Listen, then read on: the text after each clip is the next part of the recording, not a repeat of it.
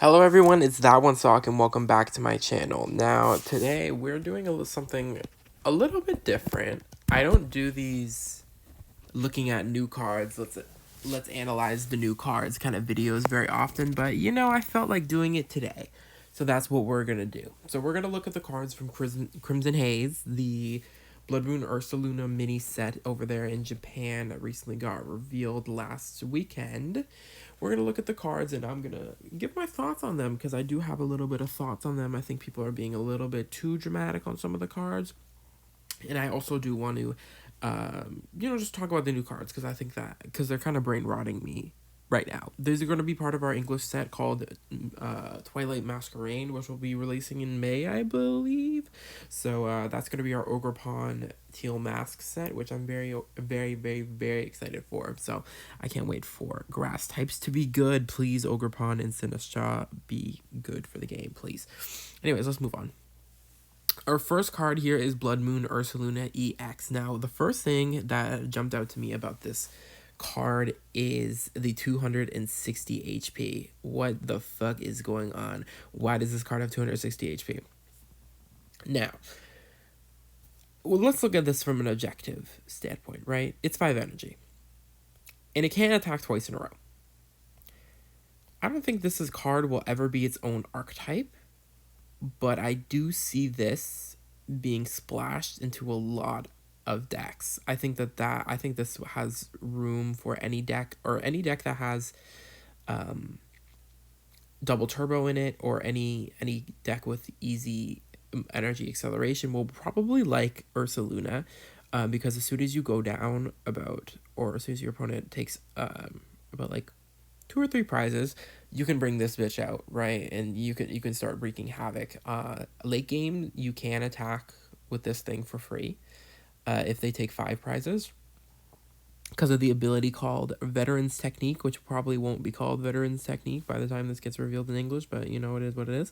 And it says the Blood Moon attack costs 1 colorless less for each prize card. So this card is going to be very splashable. This card is going to be probably going to see play. It's it's a cover card, like most cover cards see some sort of play because they're all industry plants. This one is no different. It's a basic that's 160 and hits for 240 or 260 HP is crazy. Like, let's be honest here. This card is gonna lead to some crazy comebacks, and because of the HP value, a lot of decks are not gonna be able to respond. So I think that's something that needs to be like addressed here. That the HP value is honestly insane, but I think the card's not too bad. You can penny it because it is basic, so it has a lot. It has a lot of going for it. So, yeah, this card's looking pretty good for a mascot of the set. I think Bloodmoon Ursaluna is pretty dope. Pretty dope. Let's move on to the next card. Screenshell EX. Now this card it's something. I don't know if it's good. I don't know if it's something that we'll see play at all. To me, I think what it screams Screamtail. I think it's bulk, to be honest. I mean, some Gardevoir or control lists may play this to slow down the opponent, because my thought process is that like Gardevoir needs a little bit of time to get itself built up and get itself in a state where it takes control of the game. But we don't even know how good Gardevoir is even going to be post rotation, or how people are even going to play Gardevoir post-rotation. So, yeah, we really don't know anything about this. It is an ancient Pokemon, so maybe Ancient Box will play this as a one-of. Highly doubt it. I think this is honestly just a bulk card. It does have a 1 retreat cost, which isn't that bad, but it also is a 2 prizer that's 190 HP and does no damage. So, yeah, it's really not good. It has an attack that costs 3 energy. It's gonna hit for 120, discard an energy. Girl, no. Let's talk about a better EX. Let's talk about Iron Thorns EX. Now this is a pretty good card. I'm not gonna lie. This card is pretty good. It's a future card, so Oh my. So this is a future card, and Iron Thorns it looks pretty good to me. It has the 4 retreat cost, which it can work with the new Baton card from Temporal Forces. It's a lightning type, which means that you can use Electric Generator to accelerate to this Pokemon if you need to. 140 damage is not too bad, to be honest. You do one-shot each Pidgeot, and you do one-shot several things in the format, including Palkia. Palkia is not as important, but, you know, Goldango plays it, so I might as well mention it at least once. And, yeah, it's Path at Home. It locks out everybody from using rule boxes as if it's in the active spot now. And an opponent, all they have to do really is just move this bitch out of the active, which isn't too hard in the current format because we have Prime Catcher, Custom Catcher, lol, no. We have Counter Catcher and Boss, so it's not that hard to move this big dude out of the active, but let's be honest, he's going to come back right into the active. So I think that he's going to be a problem. He has that monstrous 230 HP. If it was 240, I would say this card's probably busted, but it's 230 basic. Like, it's not that bad. This card is actually pretty freaking good, and I'm pretty excited to play around with this in future box. I don't know if I have any plans to build future box, but you know, this card is making me tempted because the ability to lock all abilities out is fucking crazy. In the mirror, it's very useless though, so if you're playing future box versus future box, this card is bulk. I guess, I don't know, maybe it'll be useful, I don't fucking know, whatever. Let's talk about this new A-Spec that everybody's losing their shit over. Unfair stamp. Is it unfair? Well, yes, it's in the name. It's unfair. It's an unfair stamp. But let's be honest. It's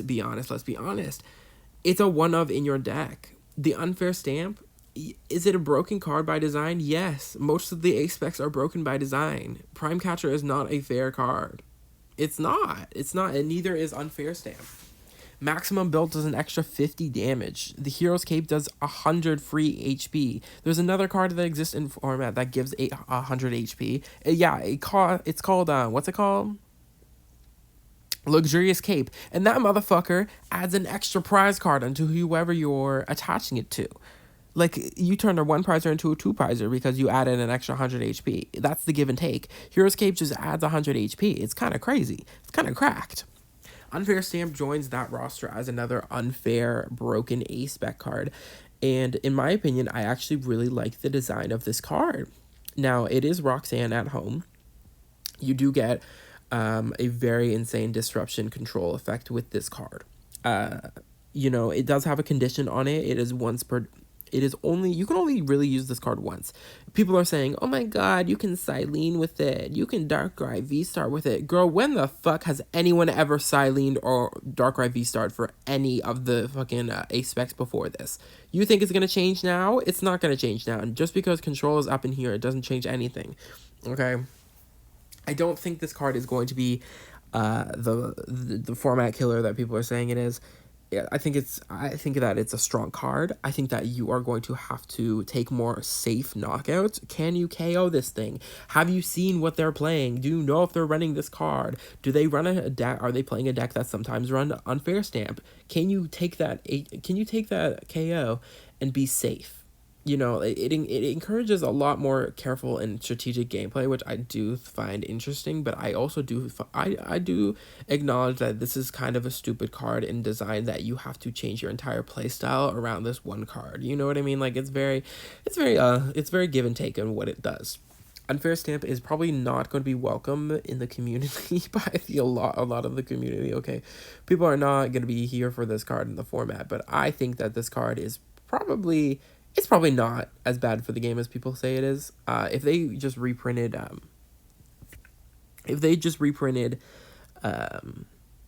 what's it called, Reset Stamp, I probably would have cried because I fucking hate Reset Stamp, and we have Iono in the game anyway, so why do we need that shit? But yeah, Unfair Stamp is just, I guess, I don't know, like it's pretty insane. I mean, let's think about it. Like, what are you gonna use? What decks are going to use Unfair Stamp, right? What decks are going to use Unfair Stamp? Like, in my mind, I'm thinking Control and Cofagrigus EX, and I don't know what else would use this. And, you know, when you look at the A-Specs that we have so far in the game, right? We have an Aggression one. We have a Gust one. We have... The Aggression one is Max Belt. We have a Gusting one. We have a Tank one. We have... We have a draw support one. We have a energy acceleration one. We have a Pokemon search one. The only one left out of those archetypes to not be represented was a control one. We didn't have a control one. So now we have a control one. And I do think that this is pretty interesting. We're going to have to see how it impacts the meta. So far, I don't think this card's going to be the insane format killer that people think it is, but I do think that you're going to have to play more carefully around this card. For sure. For sure. Let's move on to the next card. These cards definitely exist. Let's move on to Perrin. This supporter is not that good. For the level of supporters that we have right now, there's a lot of very strong ones. Like we have a Research Boss, Iono, Chorus. You go into more supporters. There's some really broken ones. There is Penny and Sharon and Turo and Sada. And there's a lot of these really insane supporters that exist in the format right now, and unfortunately Perrin is just not cutting it. If they were to reprint Pokecom, I would love it, because this is really Pokecom at home. Okay, this is Pokecom at home. This is not the card I wanted to see. I wanted to see Pokemon Communication reprinted, because I truly missed that card. But either that or Evolution Incense, please, thank you. That would be very nice. Perrin here, it's okay. You get to reveal 2 Pokemon from your hand, put them in your deck, get 2 new ones. It's alright. I would have preferred Pokecom, as I say. And yeah, I'm not the biggest fan of this card. I think it's kind of mid. I think it might see play in a couple decks that really rely on certain Pokemon being in the hand. Maybe like Lugia or something. I don't know. I'm struggling to see which decks would run Perrin. But I do like that she has a card, and obviously she's probably going to have the alt art and stuff, and I think that's going to be very sickening. I can't wait to see that. We have a reprint of Enhanced Hammer. I love to see it. We love to see Enhanced Hammer. Enhanced Hammer is just going to be another control card that we're adding to the format, because apparently we don't have enough. Yeah, this card's really good. Enhanced Hammer has seen play in the past. It will see play in the future. This card is going to be very good, especially if Lugia continues to be good. I'm sure that Enhanced Hammer will continue to see play. And we have another reprint. We have the Lucky Helmet. Now, the Lucky Helmet it's okay. I don't know if this card will be good in the current format. It actually might be. I'm kind of cooking here. Let me cook. What if you have Garganacl EX, which is 340 HP and blocks 70 damage after it attacks, right? What if you put this motherfucker on it and then it becomes a draw engine? How about that? What do we think about that?